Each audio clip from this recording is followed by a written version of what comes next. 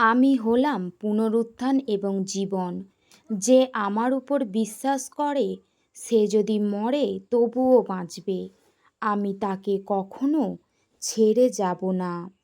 আমি তোমাদের বলছি, যে ছোটদের জল দেয় সেও তার পুরস্কার হারাবে না। আমি সব কিছু লক্ষ্য করি। তোমরা তোমাদের আলো লুকিয়ে রেখো না, দীপক প্রতিবাধারে রাখা হয়, যাতে সবাই আলো পায়। তোমাদের জীবন তেমন হোক। তোমরা ভিক্ষা করিলে তোমার বাম হাত যেন না জানে ডান হাত কি করছে, তাহলেই স্বর্গীয় পিতা তোমাদের পুরস্কার দেবেন। আমি তোমাদের বলছি, তোমরা অল্পে বিশ্বস্ত হও, আর আমি তোমাদের অনেক কিছুর উপরে দাঁড় করাইব। তোমরা আমার আনন্দে প্রবেশ করো। আমি দরিদ্রকে ত্যাগ করি না, আমি ভগ্ন হৃদয়ের কাছে থাকি। যে অনুতপ্ত মনে আমার কাছে আসে, আমি তাকে কখনো দূরে সরাই না।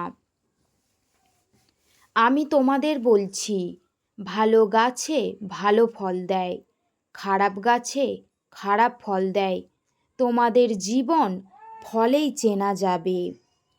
আমি তোমাদের বলছি, মানুষ কেবল রুটিতে বাঁচে না, ঈশ্বরের মুখ থেকে যে বাক্য নির্গত হয় তাতেই তোমার জীবন টিকে থাকে। আমাদের প্রভু যীশু খ্রিস্টের ঈশ্বর ও পিতার গৌরব হোক। তিনি গৌরবময় পিতা ও সমস্ত সান্ত্বনার ঈশ্বর। আমাদের সমস্ত দুঃখ কষ্টের দিনে তিনি সান্ত্বনা দান করেন, যেন তার কাছ থেকে পাওয়া সান্ত্বনা আমরা অন্যদের দুঃখ কষ্টের সময়েও দিতে পারি। যদি 2 বা 3 জন একমত হয়ে প্রার্থনা করে, তাহলে আমি সেই প্রার্থনা শুনি। আমি তাদের মাঝে উপস্থিত থাকি, আমি তাদের পূর্ণ করি। যদি তোমাদের কাছে বিশ্বাস থাকে, তাহলে ঈশ্বরের কাছে অসম্ভব কিছু নেই। তোমরা আশ্চর্যজনক কাজ করতে পারবে, কারণ আমি তোমাদের শক্তি। আমি তোমাদের বলছি, তোমরা পৃথিবীর লবণ। যদি তোমরা তার স্বাদ হারাও, তাহলে পৃথিবী অন্ধকারময় হবে। তুমি আবার শক্তি পাও, তুমি তোমার ভাইদের দৃঢ় করো। আমি তোমাদের বলছি, তোমাদের পিতা যা চাইবার আগেই জানেন। তুমি সাহস করো, প্রার্থনা করো, তিনি তোমার প্রয়োজন মেটাবেন। আমি এসেছি শান্তির বার্তা দিতে। যারা অশান্তিতে থেকো না, আমার শান্তি তোমার হৃদয়ে প্রভাবিত হবে।